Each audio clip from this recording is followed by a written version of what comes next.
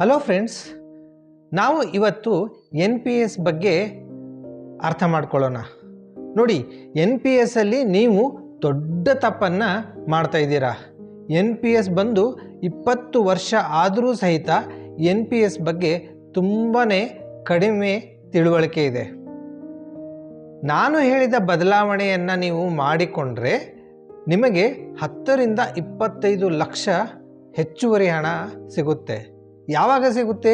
ನೀವು ಯಾವಾಗ ರಿಟೈರ್ಮೆಂಟ್ ಆಗ್ತಿರೋ 60 ವರ್ಷಕ್ಕೆ, ಆವಾಗ ನಿಮಗೆ 10 ರಿಂದ 25 ಲಕ್ಷ ಹೆಚ್ಚುವರಿ ಹಣ ಸಿಗುತ್ತೆ, ನಾನು ಹೇಳಿದ ಬದಲಾವಣೆಯನ್ನು ನೀವು ಮಾಡಿಕೊಂಡ್ರೆ. ಇದರ ಬಗ್ಗೆ ಯಾವ ಸರ್ಕಾರಿ ನೌಕರರಿಗೂ ಸಹಿತ ಗೊತ್ತಿಲ್ಲ. ಯಾರು 2006 ಏಪ್ರಿಲ್ 1ರ ನಂತರ ಸರ್ಕಾರಿ ನೌಕರಿಯನ್ನು ಮಾಡ್ತಾ ಇದ್ದಾರೋ ಅವರೆಲ್ಲರಿಗೂ ಎನ್ ಪಿ ಎಸ್ ಅಪ್ಲೈ ಆಗುತ್ತೆ. ಅವರೆಲ್ಲರಿಗೂ ಇದು ತುಂಬಾ ಉಪಯುಕ್ತವಾದ ಒಂದು ವಿಡಿಯೋ. ಹಾಗಾದರೆ ಇದು ಹೇಗೆ ಕೆಲಸ ಮಾಡುತ್ತೆ ಅಂತ ನಾವು ಅರ್ಥ ಮಾಡ್ಕೊಳ್ಳೋಣ. ನಾನು ಪ್ರಸಾದ್ ಸೋಗಿ ಅಂತ ಒಬ್ಬ ಇನ್ವೆಸ್ಟ್ಮೆಂಟ್ ಅಡ್ವೈಸರ್ ಆಗಿ ಕೆಲಸ ಮಾಡ್ತಾ ಇದ್ದೀನಿ. ನಾನು ಬೇರೆ ಬೇರೆ ಆರ್ಗನೈಜೇಷನ್ಗಳಿಗೆ ಹೋಗಿ ಎನ್ ಪಿ ಎಸ್ಗಳ ಬಗ್ಗೆ, ಮ್ಯೂಚುವಲ್ ಫಂಡ್ಗಳ ಬಗ್ಗೆ, ಸಿಪ್ ಹೇಗೆ ಕೆಲಸ ಮಾಡುತ್ತೆ, ಲಾಂಗ್ ಟರ್ಮ್ ಇನ್ವೆಸ್ಟ್ಮೆಂಟ್, ಗೋಲ್ ಬೇಸ್ಡ್ ಇನ್ವೆಸ್ಟ್ಮೆಂಟು, ಇನ್ಶೂರೆನ್ಸ್ ಹೇಗೆ ಕೆಲಸ ಮಾಡುತ್ತೆ, ಇವೆಲ್ಲದರ ಬಗ್ಗೆ ಒಂದು ಸೆಮಿನಾರನ್ನು ಕಂಡಕ್ಟ್ ಮಾಡಿ ಜನರಿಗೆ ತಿಳಿಯುವ ಹಾಗೆ ನಾವು ಉಪಯುಕ್ತವಾದ ಮಾಹಿತಿಯನ್ನು ಕೊಡ್ತೀವಿ. ನಿಮ್ಮ ಆರ್ಗನೈಜೇಷನಲ್ಲಿ ಈ ಥರ ಒಂದು ಸೆಮಿನಾರ್ ಕಂಡಕ್ಟ್ ಮಾಡಬೇಕಿದ್ರೆ ನೀವು ನಮ್ಮನ್ನು ಕಾಂಟ್ಯಾಕ್ಟ್ ಮಾಡಬಹುದು. ಅಥವಾ ಈ ಯಾವುದರ ಬಗ್ಗೆ ಆದರೂ ನಿಮಗೆ ಏನಾದರೂ ಪ್ರಶ್ನೆ ಇದ್ದರೆ ನೀವು ನಮ್ಮನ್ನು ಕಾಂಟ್ಯಾಕ್ಟ್ ಮಾಡ್ಬೋದು. ಅಥವಾ ನಿಮಗೆ ಖುದ್ದಾಗಿ ಭೇಟಿ ಆಗಬೇಕಂತಿದ್ರೆ ನೀವು ನಮ್ಮನ್ನು ಬಂದು ಭೇಟಿ ಆಗ್ಬೋದು. ನಾನು ಮೂಲತಃ ಹುಬ್ಬಳ್ಳಿಯವನು. ನೋಡಿ, ಎನ್ ಪಿ ಎಸ್ ಅಲ್ಲಿ ಮೊದಲಿಗೆ ಟೈರ್ 1 ಮತ್ತು ಟೈರ್ 2 ಅಂತ ಬರುತ್ತೆ. ಹಾಗಾದರೆ ಟೈರ್ 1 ಮತ್ತು ಟೈರ್ 2 ಅಲ್ಲಿ ಏನು ಡಿಫರೆನ್ಸು? ನೋಡಿ, ಟೈರ್ 1 ಅಂತಂದರೆ ಇದರಲ್ಲಿ ನಮಗೆ ಟ್ಯಾಕ್ಸ್ ಬೆನಿಫಿಟ್ ಸಿಗುತ್ತೆ. ಟೈರ್ 2 ಅಲ್ಲಿ ನಮಗೆ ಟ್ಯಾಕ್ಸ್ ಬೆನಿಫಿಟ್ ಸಿಗಲ್ಲ. ಟೈರ್ 1 ಅಲ್ಲಿ ನಮಗೆ ತುಂಬ ರೆಸ್ಟ್ರಿಕ್ಷನ್ಸ್ ಇರ್ತವೆ. ಯಾಕಂತಂದರೆ ಇದರಲ್ಲಿ ನಮ್ಮ ಪೆನ್ಷನ್ ಫಂಡ್ ಇರುತ್ತೆ. ಎಲ್ಲ ಸರ್ಕಾರಿ ನೌಕರರ ಅಕೌಂಟ್ಗಳು ಟೈರ್ 1 ಅಲ್ಲಿ ಇರುತ್ತೆ. ಇಲ್ಲಿ ನಾವು 60 ವರ್ಷದವರೆಗೆ ನಮಗೆ ಹಣವನ್ನು ತೆಗೆಯೋದಕ್ಕೆ ಬರೋದಿಲ್ಲ. ಇದರಲ್ಲಿ ಕೆಲವೊಂದು ರೂಲ್ಸ್ ಇದೆ. ನಾವು ಇನ್ವೆಸ್ಟ್ ಮಾಡಿದ 25% ದುಡ್ಡನ್ನು ತೆಗಿಬೋದು. ಆದರೆ ಅದನ್ನೆಲ್ಲ ನಾನು ಈ ವಿಡಿಯೋದಲ್ಲಿ ಹೇಳಕ್ಕೆ ಹೋಗಲ್ಲ. ಟೈರ್ 2 ಅಕೌಂಟಲ್ಲಿ ಏನಾಗುತ್ತೆ, ನಾವು ಯಾವಾಗ ಬೇಕಾದರೂ ದುಡ್ಡನ್ನು ಹಾಕಬಹುದು, ಯಾವಾಗ ಬೇಕಾದರೂ ದುಡ್ಡನ್ನು ತೆಗಿಬೋದು. ಇದರಲ್ಲಿ ಯಾವುದೇ ರಿಸ್ಟ್ರಿಕ್ಷನ್ ಇಲ್ಲ. ಅದೇ ಟೈರ್ 1ನಲ್ಲಿ ತುಂಬಾ ರಿಸ್ಟ್ರಿಕ್ಷನ್ಸ್ ಇದ್ದಾವೆ. ನಮಗೆ ಟ್ಯಾಕ್ಸ್ ಬೆನಿಫಿಟ್ಟು ಸಿಗುತ್ತೆ. ಸೊ ಎನ್ ಪಿ ಎಸ್ ಹೇಗೆ ಕೆಲಸ ಮಾಡುತ್ತೆ ನೋಡಿ, ಪ್ರತಿ ತಿಂಗಳು ಒಬ್ಬ ಸರ್ಕಾರಿ ನೌಕರನ 10% ಅವನು ಬೇಸಿಕ್ ಮತ್ತು ಡಿ ಎ ಇದರ 10% ಏನು ಹೋಗುತ್ತೆ, ಎನ್ ಪಿ ಎಸ್ ಕಿಟ್ಟಿಗೆ ಹೋಗುತ್ತೆ. ಹಾಗೆಯೇ ಗೌರ್ಮೆಂಟ್ ಏನು ಮಾಡುತ್ತೆ, ಬೇಸಿಕ್ ಮತ್ತು ಡಿ ಎ ಇದರ 14% ಅವರ ಎನ್ ಪಿ ಎಸ್ ಕಿಟ್ಟಿಗೆ ಹಾಕ್ತಾರೆ. ಅಂದರೆ ಪ್ರತಿ ತಿಂಗಳು ನಿಮ್ಮ ಬೇಸಿಕ್ ಮತ್ತು ಡಿ ಎ ಇದರ 24% ಎನ್ ಪಿ ಎಸ್ ಕಿಟ್ಟಿಗೆ ಬಂದು ಬೀಳುತ್ತೆ. ಉದಾಹರಣೆಗೆ ನಿಮಗೆ 50,000 ಬೇಸಿಕ್ ಮತ್ತು ಡಿ ಎ ಇತ್ತಂದರೆ 5,000 ನಿಮ್ಮ ಸ್ಯಾಲ್ರಿಯಲ್ಲಿ ಕಟ್ಟಾಗಿ ಎನ್ ಪಿ ಎಸ್ಗೆ ಬರುತ್ತೆ. ಗೌರ್ಮೆಂಟು 7,000 ಇದಕ್ಕೆ ಹಾಕುತ್ತೆ. ಒಟ್ಟು 12,000 ಇಲ್ಲಿ ಬಂದು ಬೀಳುತ್ತೆ. ಮುಂದೆ ಏನಾಗುತ್ತೆ ನೋಡಿ, ಎನ್ ಪಿ ಎಸ್ ಅಲ್ಲಿ ಹಣವನ್ನು ಮ್ಯಾನೇಜ್ ಮಾಡೋಕ್ಕೆ 3 ಆಪ್ಷನ್ಗಳಿದ್ದಾವೆ. ಒಂದು ಚಾಯ್ಸ್ 1, 2, 3 ಅಂತ. ಎಲ್ಲ ಸರ್ಕಾರಿ ನೌಕರರಿಗೆ ಬೈ ಡಿಫಾಲ್ಟ್ ಅಂತಂದರೆ ಸರ್ಕಾರ ಎಲ್ಲರಿಗೂ ಮೊದಲಿಗೆ ಈ ರೂಲ್ಸ್ ಅನ್ವಯ ನಿಮ್ಮ ಎನ್ ಪಿ ಎಸ್ ಹಣವನ್ನು ಇನ್ವೆಸ್ಟ್ ಮಾಡ್ತಾರೆ. ಹಾಗಾದರೆ ಈ standard allocation, default standard allocation ಹೇಗೆ ಕೆಲಸ ಮಾಡುತ್ತೆ ಅಂತ ನಾವು ಈಗ ಅರ್ಥ ಮಾಡ್ಕೊಳ್ಳೋಣ. ಈ ಸ್ಟ್ಯಾಂಡರ್ಡ್ ಅಲೋಕೇಶನಲ್ಲಿ ಏನಾಗುತ್ತೆ, ಯಾವಾಗ ನಿಮ್ಮ ಹಣ NPS ಕಿಟಿಯಲ್ಲಿ ಬಂದು ಬೀಳುತ್ತೋ NPS ದವರು ಏನು ಮಾಡ್ತಾರೆ, ಇದನ್ನು ಡೈವರ್ಸಿಫೈ ಮಾಡ್ತಾರೆ. ಡೈವರ್ಸಿಫೈ ಅಂತಂದರೆ ನಿಮ್ಮ 100% ಹಣವನ್ನು ಒಬ್ಬರಿಗೆ ಕೊಡಲಾರದೆ 33%ಅನ್ನು SBIದವ್ರಿಗೆ ಕೊಡ್ತಾರೆ, 33%ಅನ್ನು LIC ಅವ್ರಿಗೆ ಕೊಡ್ತಾರೆ, 34%ಅನ್ನು UTIದವ್ರಿಗೆ ಕೊಡ್ತಾರೆ ಮ್ಯಾನೇಜ್ ಮಾಡೋಕ್ಕೆ. SBIದವ್ರು ಏನು ಮಾಡ್ತಾರೆ, ಆ 33%ಅಲ್ಲಿ 50%ಅನ್ನು ಗೌರ್ಮೆಂಟ್ ಬಾಂಡ್ಗಳಿಗೆ ಇನ್ವೆಸ್ಟ್ ಮಾಡ್ತಾರೆ, 50%ಅನ್ನು ಕಾರ್ಪೊರೇಟ್ ಬಾಂಡ್ಗಳಿಗೆ ಇನ್ವೆಸ್ಟ್ ಮಾಡ್ತಾರೆ. ಅದೇ ರೀತಿ LIC ಅವರು ಕೂಡ ಅದೇ ರೀತಿ ಮಾಡ್ತಾರೆ, UTIದವರು ಸಹಿತ ಅದೇ ರೀತಿ ಗೌರ್ಮೆಂಟ್ ಬಾಂಡಿಗೆ 50%, ಕಾರ್ಪೊರೇಟ್ ಬಾಂಡಿಗೆ 50%ಅನ್ನು ಇನ್ವೆಸ್ಟ್ ಮಾಡ್ತಾರೆ. ನಾವು ಆಮೇಲೆ ಅರ್ಥ ಮಾಡ್ಕೊಳ್ಳೋಣ ಗೌರ್ಮೆಂಟ್ ಬಾಂಡ್ ಮತ್ತು ಕಾರ್ಪೊರೇಟ್ ಬಾಂಡ್ ಅಂದರೆ ಏನು ಅಂತ. ಇಷ್ಟು ನಮಗೆ ಅರ್ಥ ಆಯಿತು. ಇಲ್ಲಿ ಬಂದು ಬಿದ್ದಾಗ ನಮಗೆ ಈ ಥರ ಅವರು ನಿಮ್ಮ ಹಣವನ್ನು ಡಿವೈಡ್ ಮಾಡ್ತಾರೆ. ಇದು ಎಲ್ಲ ಸರ್ಕಾರಿ ನೌಕರರಿಗೂ ಮೊದಲು ಇದೇ ರೀತಿ ಕೆಲಸ ಮಾಡುತ್ತೆ. ನೋಡಿ, ನಾನು ಹೇಳಿದಾಗೆ ಏನು, ಗೌರ್ಮೆಂಟ್ ಬಾಂಡ್ಗಳಿಗೆ ಮತ್ತು ಕಾರ್ಪೊರೇಟ್ ಬಾಂಡಿಗೆ ಅವರು ಇನ್ವೆಸ್ಟ್ ಮಾಡ್ತಾರೆ. ಇವಕ್ಕೆ ನಾವು ಏನಂತೀವಿ ಅಂತಂದರೆ ಡೆಪ್ಟ್ ಅಂತೀವಿ. ಡೆಪ್ಟ್ ಅಂತಂದರೆ ಏನು, ಒಂಥರ FD ಥರ, ಅಂದರೆ ನಮಗೆ ಪ್ರತಿ ವರ್ಷ ಇಷ್ಟು % ನಮಗೆ ಬಡ್ಡಿ ದರ ಕೊಡ್ತಾರೆ. ಹಾಗಾದರೆ ಒಂದು ಉದಾಹರಣೆ ಮೂಲಕ ನಾವು ಅರ್ಥ ಮಾಡ್ಕೊಳ್ಳೋಣ ಗೌರ್ಮೆಂಟ್ ಬಾಂಡ್ ಅಂತಂದರೆ ಏನು ಅಂತ. ಉದಾಹರಣೆಗೆ ನೋಡಿ, ಕೇರಳ ಗೌರ್ಮೆಂಟು, ತಮಿಳುನಾಡು ಗೌರ್ಮೆಂಟು, ಬೇರೆ ಬೇರೆ ಸ್ಟೇಟ್ ಗೌರ್ಮೆಂಟ್ಗಳು ಇದ್ದಾವೆ ಮತ್ತು ಸೆಂಟ್ರಲ್ ಗೌರ್ಮೆಂಟ್ ಇದ್ದಾವೆ. ಸೊ ಇವರಿಗೆಲ್ಲ ಏನಂತಂದರೆ ಹಣ ಬೇಕಾಗುತ್ತೆ. ಉದಾಹರಣೆಗೆ ಈಗ ಕೇರಳ ಗೌರ್ಮೆಂಟು ಒಂದು ಬಜೆಟ್ ಮಾಡುತ್ತೆ. ಅಂದರೆ ನಾವು ಯಾವ ಯಾವ ಯೋಜನೆಗಳಿಗೆ ನಾವು ಹಣವನ್ನು ಖರ್ಚು ಮಾಡ್ತಾ ಇದ್ದೀವಿ. ಉದಾಹರಣೆಗೆ ಕರ್ನಾಟಕ ಗೌರ್ಮೆಂಟದ್ದೇ ತೊಗೊಂಡ್ರೆ ನಾವು ಮಹಿಳೆಯರಿಗೆ ಪ್ರತಿ ತಿಂಗಳು 2,000 ಕೊಡ್ತೀವಿ, ಬೇರೆ ಯೋಜನೆಗೆ ನಾವು 5,000 ಕೋಟಿ ಖರ್ಚು ಮಾಡ್ತೀವಿ. ಈ ಥರ ಉದಾಹರಣೆಗೆ 1,00,000 ಕೋಟಿಯನ್ನು ಗೌರ್ಮೆಂಟ್ದವರು ಖರ್ಚು ಮಾಡ್ತಾ ಇದ್ದಾರೆ ಅಂತ ಅಂದ್ಕೊಳ್ಳೋಣ. ಅವರು ಬೇರೆ ಬೇರೆ ಟ್ಯಾಕ್ಸ್ಗಳಿಂದ, ಪೆಟ್ರೋಲ್ ಮೇಲೆ ಟ್ಯಾಕ್ಸ್ ಹಾಕ್ತಾರೆ, ರೆವಿನ್ಯೂ ಡಿಪಾರ್ಟ್ಮೆಂಟಿಂದ ಅವ್ರಿಗೆ ದುಡ್ಡು ಬರುತ್ತೆ. ಸೊ ಈ ಥರ ಉದಾಹರಣೆಗೆ ಅವ್ರಿಗೆ 95,000 ಕೋಟಿ ಬಂತು ಅಂತ ಅಂದ್ಕೊಳ್ಳೋಣ. ಅಂದರೆ ಒಂದು ಗೌರ್ಮೆಂಟ್ದು ಖರ್ಚು 1,00,000 ಕೋಟಿ ಇದೆ, ಆದಾಯ 95,000 ಕೋಟಿ ಇದೆ. ಸೊ ಈಗ ಅವ್ರ ಗೌರ್ಮೆಂಟ್ ಏನು ಮಾಡುತ್ತೆ ಅಂತಂದರೆ ಅವ್ರಿಗೆ 5,000 ಕೋಟಿ ಹೆಚ್ಚುವರಿ ಬೇಕು ಈಗ. ಸೊ ಆವಾಗ ಏನು ಮಾಡ್ತಾರೆ ಅಂತಂದರೆ ಗೌರ್ಮೆಂಟ್ದವರು ಬಾಂಡ್ಗಳನ್ನು ರಿಲೀಸ್ ಮಾಡ್ತಾರೆ. ಅಂದರೆ ನಾವು 1 ವರ್ಷ ಆದಮೇಲೆ ನಿಮಗೆ 8% ಬಡ್ಡಿ ಕೊಡ್ತೀವಿ, 3 ವರ್ಷ ಆದಮೇಲೆ ಇಷ್ಟು ಬಡ್ಡಿ ಕೊಡ್ತೀವಿ ಅಂತ ಹೇಳಿ ಅವರು ದುಡ್ಡನ್ನು ಕಲೆಕ್ಟ್ ಮಾಡ್ತಾರೆ. ಈ ಥರದ ಬಾಂಡ್ಗಳನ್ನು ಕಂಪನಿಗಳು SBI, LIC, UTI ಈ ಥರದವ್ರನ್ನು, ಈ ಥರ ಕಂಪನಿಗಳು ಅವು ಬಾಂಡ್ಗಳನ್ನು ಖರೀದಿ ಮಾಡ್ತವೆ. ಇದೇ ರೀತಿ ಕಾರ್ಪೊರೇಟ್ ಬಾಂಡ್ಗಳು ಇದೇ ರೀತಿ ವರ್ಕ್ ಆಗುತ್ತೆ. ಉದಾಹರಣೆಗೆ HDFC bank, ICICI bank, NTPC ಇರ್ಬೋದು, ನ್ಯಾಷನಲ್ ಹೈವೇಸ್ NHAI ಅವರು ಇರ್ಬೋದು. ಇವರು ಏನು ಮಾಡ್ತಾರೆ, ಬಾಂಡ್ಗಳನ್ನು ರಿಲೀಸ್ ಮಾಡ್ತಾರೆ.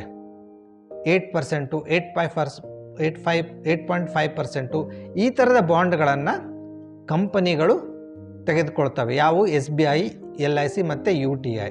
ಅಂದರೆ ಅವ್ರಿಗೆ ಒಂದು ಗ್ಯಾರಂಟಿ ಇರುತ್ತೆ, 8% ಮತ್ತು 8.5% ನಮಗೆ ಇವುಗಳಿಂದ ಬಡ್ಡಿ ದರ ಬರುತ್ತೆ ಅಂತ. ಹೀಗಾಗಿ ಇವು ಒಂಥರ FD ಥರ. ಇಲ್ಲಿ ನಮಗೆ ಎಷ್ಟು % ಬಡ್ಡಿ ಸಿಗುತ್ತೆ ಅಂತಂದರೆ 6.5% 8.5% ನಮಗೆ ಬಡ್ಡಿ ಸಿಗುತ್ತೆ. ಎವರೇಜ್ ನಾವು 8% ಬಡ್ಡಿ ಸಿಗುತ್ತೆ ಅಂತ ನಾವು ಅಂದ್ಕೋಬಹುದು. ಹಾಗಾದರೆ ಈಕ್ವಿಟಿ ಅಂದರೆ ಏನು ಅಂತ ನಾವು ಈಗ ಅರ್ಥ ಮಾಡ್ಕೊಳ್ಳೋಣ. ನೋಡಿ, ಡೆಪ್ಟ್ ಅಂತಂದರೆ ಒಂಥರ ಫಿಕ್ಸ್ಡ್ ಡಿಪಾಸಿಟ್ FD ಥರ. ಈಕ್ವಿಟಿ ಅಂತಂತಂದರೆ ಹಣವನ್ನು ಅವ್ರು ಏನು ಮಾಡ್ತಾರೆ ಅಂತಂದರೆ ಸ್ಟಾಕ್ ಮಾರ್ಕೆಟಲ್ಲಿ ಒಳ್ಳೆ ಕಂಪನಿಗಳಿಗೆ ಇನ್ವೆಸ್ಟ್ ಮಾಡ್ತಾರೆ.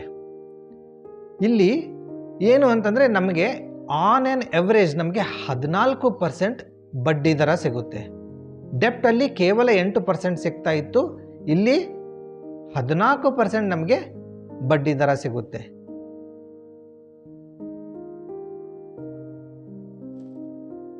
ನಾನು ನಿಮಗೆ ಹೇಳಿದ ಹಾಗೆ ಯಾವುದೇ ಸರ್ಕಾರಿ ನೌಕರ ಜಾಯ್ನ್ ಆದರೂ ಸಹಿತ ಎಲ್ಲರಿಗೂ ಮೊದಲನೇ ಸ್ಟ್ಯಾಂಡರ್ಡ್ ಅಲೋಕೇಶನ್ ಅಪ್ಲೈ ಆಗುತ್ತೆ. ಇದು ಹೇಗೆ ವರ್ಕ್ ಆಗುತ್ತೆ ಅಂತ ನಾವು ಮೊದಲಿನ ಸ್ಲೈಡಲ್ಲಿ ನೋಡಿದ್ದೀವಿ. ಆದರೆ ಗೌರ್ಮೆಂಟ್ದವರು ನಿಮಗೆ ಈ ಸ್ಟ್ಯಾಂಡರ್ಡ್ ಅಲೋಕೇಶನ್ ಬಿಟ್ಟು ಬೇರೆದಕ್ಕೆ ನಿಮ್ಮ NPS ಹಣವನ್ನು ಇನ್ವೆಸ್ಟ್ ಮಾಡೋಕ್ಕೆ ಒಂದು ಅವಕಾಶವನ್ನು ಕೊಟ್ಟಿದ್ದಾರೆ. ಯಾವುದಕ್ಕೆ? ಉದಾಹರಣೆಗೆ ಆಟೋಮೆಟಿಕ್ ಚಾಯ್ಸ್ ಅಂತ ಒಂದಿದೆ. ಹಾಗಾದರೆ ಈ ಆಟೋಮೆಟಿಕ್ ಚಾಯ್ಸ್ ಅಂದರೆ ಏನು ಅಂತ ನಾವು ಅರ್ಥ ಮಾಡ್ಕೊಳ್ಳೋಣ. ಈ ಆಟೋಮೆಟಿಕ್ ಚಾಯ್ಸಲ್ಲಿ ಏನು ಬರುತ್ತೆ ಅಂತಂದರೆ LC25, LC50, LC75 ಅಂತ ಬರುತ್ತೆ. ಇದರ ಅರ್ಥ ಏನು ಅಂತಂದರೆ ಈ ಮೂರರಲ್ಲಿ ನಾವು ಯಾವುದನ್ನಾದರೂ ಚೂಸ್ ಮಾಡ್ಬೋದು. ಆದರೆ ಕರ್ನಾಟಕ ಗೌರ್ಮೆಂಟ್ದವರು LC75 ನಮಗೆ ಅವಕಾಶ ಕೊಡ್ತಾ ಇಲ್ಲ ಇದನ್ನು ಸಿಲೆಕ್ಟ್ ಮಾಡೋಕ್ಕೆ. ಇದು ಸೆಂಟ್ರಲ್ ಗೌರ್ಮೆಂಟ್ದವರು ಅವರ ನೌಕರರಿಗೆ ಇದನ್ನು ಕೊಟ್ಟಿದ್ದಾರೆ. ಆದರೆ ಕರ್ನಾಟಕ ಗೌರ್ಮೆಂಟು ಇದನ್ನು ನಮಗೆ ಕೊಡ್ತಾ ಇಲ್ಲ. ಅದಕ್ಕೆ ಇದರ ಬಗ್ಗೆ ನಾವು ಮಾತಾಡೋದು ಬೇಡ.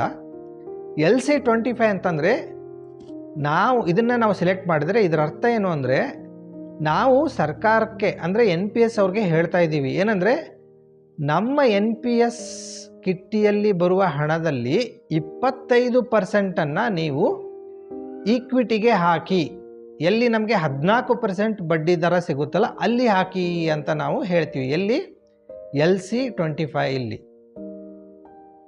LC50 ಅಂತ ನಾವು ಚೂಸ್ ಮಾಡಿದ್ರೆ ಇಲ್ಲಿ ನಾವು ಏನು ಹೇಳ್ತಾ ಇದ್ದೀವಿ, ನಮ್ಮ NPS ಕಿಟ್ಟಿಯಲ್ಲಿ ಇರುವ ಹಣದಲ್ಲಿ 50% ಹಣವನ್ನು ನೀವು ಈಕ್ವಿಟಿಯಲ್ಲಿ ಹಾಕಿ ಅಂತ ನಾವು ಹೇಳ್ತಾ ಇದ್ದೀವಿ. ಯಾರಿಗೆ? NPSದವ್ರಿಗೆ. ನಾವು ಯಾವಾಗ LC50 ನಾವು ಚೂಸ್ ಮಾಡ್ತೀವೋ ಆವಾಗ NPSದವರು ಏನು ಮಾಡ್ತಾರೆ, 50% ಹಣವನ್ನು ಅವರು ಈಕ್ವಿಟಿಗೆ ಹಾಕ್ತಾರೆ, 50% ಡೆಪ್ಟಲ್ಲಿ ಹೋಗುತ್ತೆ. ಅದೇ ರೀತಿ LC25 25% ಈಕ್ವಿಟಿಗೆ ಹೋಗುತ್ತೆ. ಈಕ್ವಿಟಿಗೆ ನಾವು ಯಾಕೆ ಹಾಕ್ತಾ ಇದ್ದೀವಿ? ಅಲ್ಲಿ ನಮಗೆ ಹೆಚ್ಚು ಬಡ್ಡಿ ದರ ಸಿಗ್ತಾ ಇದೆ. ಯಾವಾಗ ನಮಗೆ ಹೆಚ್ಚು ಬಡ್ಡಿ ದರ ಸಿಗೋಕ್ಕೆ ಅವಕಾಶ ಇದೆನೋ ನಾವು ನಮ್ಮ ಹಣವನ್ನು ಅಲ್ಲಿ ಮೂವ್ ಮಾಡಿದ್ರೆ ನಮಗೆ ಹೆಚ್ಚುವರಿ ಬಡ್ಡಿ ದರ ಸಿಗುತ್ತೆ. ಹೀಗಾಗಿ ಆಟೋಮೆಟಿಕ್ ಚಾಯ್ಸಲ್ಲಿ ನಮಗೆ 50%ಕ್ಕೆ 14% ಬಡ್ಡಿ ದರ ಸಿಗುವ ಅವಕಾಶ ಇದೆ. ನೋಡಿ, ಈ ಸ್ಲೈಡಲ್ಲಿ ನಿಮಗೆ ಅರ್ಥ ಆದರೆ ಒಳ್ಳೆಯದು, ಇಲ್ಲ ಅಂತಂದರೆ ಇದನ್ನು ನೀವು ಬಿಡ್ಬೋದು. ನೋಡಿ, ಯಾವಾಗ ನಾವು ಆಟೋಮೆಟಿಕಲ್ಲಿ LC50 ಮತ್ತು LC25 ಆಯ್ಕೆ ಮಾಡ್ತೀವೋ ಅಂದರೆ ಇಲ್ಲಿ 50%ನ್ನು ಈಕ್ವಿಟಿಗೆ ಹಾಕ್ತಾರೆ. ಎಲ್ಲಿವರೆಗೂ ಅವರು 50%ನ್ನು ಈಕ್ವಿಟಿಗೆ ಹಾಕ್ತಾರೆ ಅಂತಂದರೆ ನಮಗೆ 35 ವರ್ಷ ಆಗುವವರೆಗೆ ಮಾತ್ರ ಈಕ್ವಿಟಿಯಲ್ಲಿ 50%ನ್ನು ಹಾಕ್ತಾರೆ. ನಮಗೆ 35 ವರ್ಷ ಆದಮೇಲೆ ಮುಂದೆ ಹೇಗೆ ಆಗುತ್ತೆ ಅಂತಂದರೆ ನೋಡಿ, ಸರ್ಕಾರ ಏನು ಹೇಳುತ್ತೆ, ನಮ್ಮ ಹಣ ತುಂಬಾ ಸೇಫ್ ಆಗಿರಬೇಕು. ಯಾಕಂತಂದರೆ ಇದು ಪೆನ್ಷನ್ ಹಣ. ಹೀಗಾಗಿ ಅವ್ರು ಏನು ಮಾಡ್ತಾರೆ, ನಾವು ಈಕ್ವಿಟಿ ಅಂತ ಸಿಲೆಕ್ಟ್ ಮಾಡಿದ್ರೂ ಸಹಿತ 36ನೇ ವರ್ಷದಿಂದ ಪ್ರತಿ ವರ್ಷ, ಉದಾಹರಣೆಗೆ LC50 ಅಂತ ನಾವು ಚೂಸ್ ಮಾಡಿದ್ರೆ ಈಕ್ವಿಟಿಯಿಂದ 2% ಹಣವನ್ನು ಅವರು ಡೆಪ್ಟಿಗೆ ಮೂವ್ ಮಾಡ್ತಾರೆ. ಯಾಕಂತಂದರೆ ಈಕ್ವಿಟಿಗಿಂತ ಡೆಪ್ಟು ಕಡಿಮೆ ರಿಸ್ಕ್ ಇರೋದ್ರಿಂದ ಆ ಥರ ಮಾಡ್ತಾರೆ. ಅಂದರೆ ಪ್ರತಿ ವರ್ಷ ಅವರು ಏನು ಮಾಡ್ತಾ ಇದ್ದಾರೆ, 2%ನ್ನು ಈಕ್ವಿಟಿಯಿಂದ ಡೆಪ್ಟಿಗೆ ಮೂವ್ ಮಾಡ್ತಾರೆ. ಎಲ್ಲಿ? LC50. LC25 1% ಮೂವ್ ಮಾಡ್ತಾರೆ. LC75 3% ಮೂವ್ ಮಾಡ್ತಾ ಇದ್ದಾರೆ. ಇದು ನಮಗೆ ಅಪ್ಲೈ ಆಗಿರೋದ್ರಿಂದ ನಾನು ಅಷ್ಟು ಇದನ್ನು ನಿಮಗೆ ಹೇಳ್ತಾ ಇಲ್ಲ. ಹಾಗಾದರೆ ಪ್ರತಿ ವರ್ಷ ಅವರು ಇಲ್ಲಿ 2%ನ್ನು ಈಕ್ವಿಟಿಯಿಂದ ಡೆಪ್ಟಿಗೆ ಮೂವ್ ಮಾಡ್ತಾರೆ, ಇಲ್ಲಿ 1%ನ್ನು ಈಕ್ವಿಟಿಯಿಂದ ಡೆಪ್ಟಿಗೆ ಮೂವ್ ಮಾಡ್ತಾರೆ. ಇದೇ ರೀತಿ 36ನೇ ವರ್ಷದಿಂದ 55 ವರ್ಷದವರೆಗೂ ಅವರು 2% ಇಲ್ಲಿ 1% ಇಲ್ಲಿ ಮೂವ್ ಮಾಡಿದಾಗ 55ನೇ ವರ್ಷಕ್ಕೆ ನಮಗೆ ಏನಾಗುತ್ತೆ ಅಂತಂದರೆ ನಮ್ಮ ಎಲ್ಲ NPS ಹಣದ 10% ಮಾತ್ರ ಈಕ್ವಿಟಿಯಲ್ಲಿರುತ್ತೆ, 90% ಡೆಪ್ಟಲ್ಲಿರುತ್ತೆ. ಎಲ್ಲಿ? LC50. ಅಕಸ್ಮಾತಾಗಿ ನಾವು LC25 ಚೂಸ್ ಮಾಡಿದರೆ ಕೇವಲ 5% ಈಕ್ವಿಟಿಯಲ್ಲಿರುತ್ತೆ, 95% ಡೆಪ್ಟಲ್ಲಿರುತ್ತೆ. ಇದು ಏನು? Automatic choice. ಹಾಗಾದರೆ ಆ್ಯಕ್ಟಿವ್ ಚಾಯ್ಸ್ ಅಂದರೆ ಏನು? ನೋಡಿ, ಇದು ಕೂಡ ಆಟೋಮ್ಯಾಟಿಕ್ ಥರನೇ ವರ್ಕ್ ಆಗುತ್ತೆ. ಆದರೆ ಆಟೋಮ್ಯಾಟಿಕಲಿ ಕೇವಲ ಅವನು 3 ಆಪ್ಷನ್ ಕೊಟ್ಟಿದ್ದಾನೆ. 25% ಇಕ್ವಿಟಿ ಮೂವ್ ಮಾಡ್ಬೋದು, 50% ಇಕ್ವಿಟಿಗೆ ಮೂವ್ ಮಾಡ್ಬೋದು, 75% ಈಕ್ವಿಟಿಗೆ ಮೂವ್ ಮಾಡೋದು. ಆದರೆ ಆ್ಯಕ್ಟಿವ್ ಚಾಯ್ಸಲ್ಲಿ ಏನಾಗ್ತಾ ಇದೆ ಅಂತಂದರೆ ಎಷ್ಟು ಪರ್ಸೆಂಟ್ ಈಕ್ವಿಟಿಗೆ ಹೋಗಬೇಕು ಅಂತ ನಾವು ಚೂಸ್ ಮಾಡ್ಬೋದು. ಅಂದರೆ 0 to 75ವರೆಗೂ ಎಷ್ಟಾದರೂ ನಾವು ಸಿಲೆಕ್ಟ್ ಮಾಡುವ. ಉದಾಹರಣೆಗೆ ನಾನು 57% ಈಕ್ವಿಟಿಗೆ ಹೋಗಬೇಕು ಅಂತ ಚೂಸ್ ಮಾಡಿದ್ರೆ 43% ಎಲ್ಲಿ ಹೋಗುತ್ತೆ? ಡೆಪ್ಟ್ ಹೋಗುತ್ತೆ. ಅಥವಾ 67% ನಾನು ಈಕ್ವಿಟಿ ಚೂಸ್ ಮಾಡ್ಬೋದು, 33% ಡೆಪ್ಟಿಗೆ ಹೋಗುತ್ತೆ. ಈ ರೀತಿ ನಾವು ಎಷ್ಟು ಪರ್ಸೆಂಟ್ ಈಕ್ವಿಟಿ ಹೋಗಬೇಕು, ಎಷ್ಟು ಪರ್ಸೆಂಟ್ ಡೆಪ್ಟಿಗೆ ಹೋಗಬೇಕು ಅಂತ ನಾವೇ ಚೂಸ್ ಮಾಡಬೇಕು. ಇಲ್ಲಿ ಎಲ್ಲದೂ ಕೂಡ ನಮಗೆ ಚೂಸ್ ಮಾಡೋಕ್ಕೆ ಅವಕಾಶ ಕೊಟ್ಟಿದ್ದಾರೆ ಆ್ಯಕ್ಟಿವ್ ಚಾಯ್ಸಲ್ಲಿ. ಆದರೆ ಆ್ಯಕ್ಟಿವ್ ಚಾಯ್ಸು ಕರ್ನಾಟಕ ಗೌರ್ಮೆಂಟ್ದವರು ಕೊಡ್ತಾ ಇಲ್ಲ. ಹೀಗಾಗಿ ಇದರ ಬಗ್ಗೆ ನೀವು ತಲೆ ಕೆಡಿಸುವ ಅವಶ್ಯಕತೆ ಇಲ್ಲ.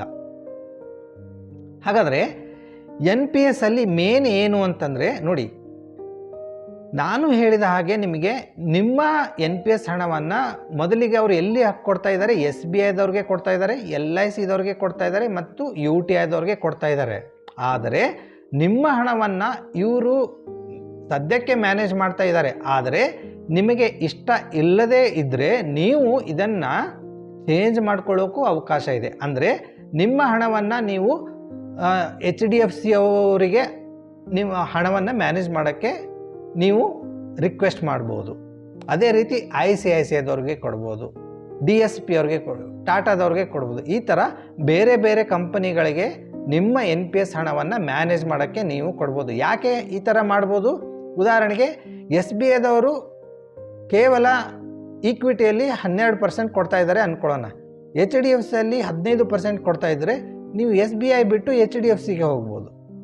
ಅದೇ ರೀತಿ NPS ಅಲ್ಲಿ ನಿಮಗೆ ಇನ್ನೊಂದು ಏನು ಅವಕಾಶ ಕೊಡ್ತಾ ಇದ್ದಾರೆ? ಡೆಪ್ಟಿಂದ ಈಕ್ವಿಟಿಗೆ ಮೂವ್ ಆಗೋಕ್ಕೆ ಅವಕಾಶ ಕೊಡ್ತಾ ಇದ್ದಾರೆ. ಹೇಗೆ ಮೂವ್ ಮಾಡೋದು? ಬೈ ಡಿಫಾಲ್ಟ್ ನಿಮ್ಮ ಎಲ್ಲ ಹಣವನ್ನು ಅವರು ಡೆಪ್ಟಿಗೆ ಹಾಕ್ತಾ ಇದ್ದಾರೆ. ನೀವು ಈಕ್ವಿಟಿಗೆ ಹೇಗೆ ಮೂವ್ ಮಾಡಬೇಕು ಅಂತಂದರೆ, ನೀವು ಆಟೋಮ್ಯಾಟಿಕ್ ಚಾಯ್ಸನ್ನು ಸಿಲೆಕ್ಟ್ ಮಾಡಿ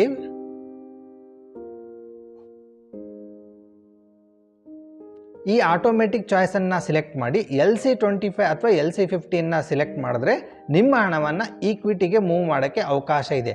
ನೀವು ಮೂವ್ ಮಾಡೋಕ್ಕೆ ಬರೋದಿಲ್ಲ. ಆದರೆ ನೀವು ನಿಮ್ಮ ಹಣ ಹೇಗೆ ಮೂವ್ ಆಗಬೇಕು ಅಂತ ನೀವು ಜಸ್ಟ್ ಆಪ್ಷನನ್ನು ಸಿಲೆಕ್ಟ್ ಮಾಡಿದ್ರೆ ಸಾಕು, ಅವರು ನಿಮ್ಮ ಹಣವನ್ನು ಮೂವ್ ಮಾಡ್ತಾರೆ. ನೀವು ಯಾವ ಆಪ್ಷನನ್ನು ಸಿಲೆಕ್ಟ್ ಮಾಡಿದಿರೋ ಅದರ ಅನುಗುಣವಾಗಿ ನಿಮ್ಮ ಹಣವನ್ನು ಅವರು ಬೇರೆ ಬೇರೆ ಕಡೆ ಇನ್ವೆಸ್ಟ್ ಮಾಡ್ತಾರೆ. ಅಂದರೆ ನಿಮಗೆ 2 ಆಪ್ಷನ್ಗಳಿದ್ದಾವೆ. ಯಾರು ನಮ್ಮ ಹಣವನ್ನು ಮ್ಯಾನೇಜ್ ಮಾಡಬೇಕು ಅಂದರೆ ಬೇರೆ ಬೇರೆ ಕಂಪ್ನಿಯವರು ಅವರು, ಅಥವಾ ನಮ್ಮ ಹಣ ಎಲ್ಲಿ ಇನ್ವೆಸ್ಟ್ ಆಗಬೇಕು ಅಂದರೆ ಡೆಪ್ಟು ಅಥವಾ ಈಕ್ವಿಟಿ. ಡೆಪ್ಟು ಅಥವಾ ಈಕ್ವಿಟಿ ನಾವು ಯಾಕೆ ಚೇಂಜ್ ಮಾಡಬೇಕು? ಈಕ್ವಿಟಿಯಲ್ಲಿ ನಮಗೆ 14% ಸಿಗ್ತಾ ಇದೆ, ಡೆಪ್ಟಲ್ಲಿ ಕೇವಲ 8% ಸಿಗ್ತಾ ಇದೆ.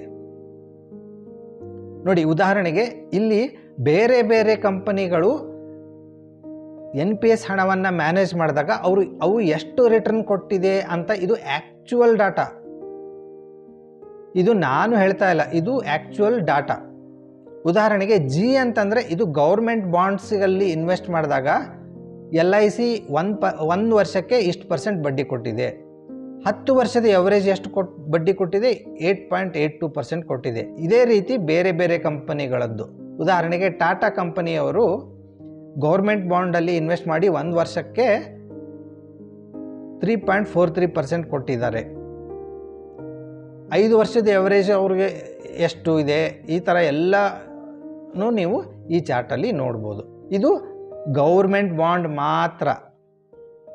ಇಲ್ಲಿ ಏನು ನೋಡ್ಬೋದು ನೀವು? ಕಾರ್ಪೊರೇಟ್ ಬಾಂಡಲ್ಲಿ ಇನ್ವೆಸ್ಟ್ ಮಾಡಿದಾಗ ಎಷ್ಟು ರಿಟರ್ನ್ ಕೊಟ್ಟಿದೆ ಬೇರೆ ಬೇರೆ ಕಂಪನಿ.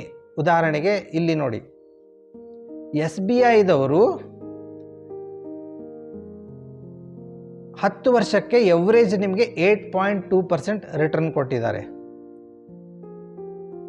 ಬೇರೆ ಬೇರೆ ವರ್ಷ ನೋಡಿ ಎವರೇಜನ್ನು ನೀವು ಈ ಚಾರ್ಟಲ್ಲಿ ನೋಡ್ಕೋಬೋದು. ಅಂದರೆ ಒಂದು ನಮಗೇನು ಅರ್ಥ ಆಗ್ತಾ ಇದೆ, ಕಾರ್ಪೊರೇಟ್ ಬಾಂಡಲ್ಲಿ ನಮಗೆ ಅರೌಂಡ್ 8% ರಿಟರ್ನ್ ಸಿಗ್ತಾ ಇದೆ, ಗೌರ್ಮೆಂಟ್ ಬಾಂಡಲ್ಲಿ ಅರೌಂಡ್ 8% ನಮಗೆ ರಿಟರ್ನ್ ಸಿಗ್ತದೆ. ನೋಡಿ 10 ವರ್ಷದ ನೀವು ಎವರೇಜ್ ನೋಡಿದ್ರೆ ನಿಮ್ಗೆ ಒಂದು ಐಡಿಯಾ ಬರುತ್ತೆ ಎಷ್ಟು ನಮಗೆ ಸಿಗುತ್ತೆ ಅಂತ.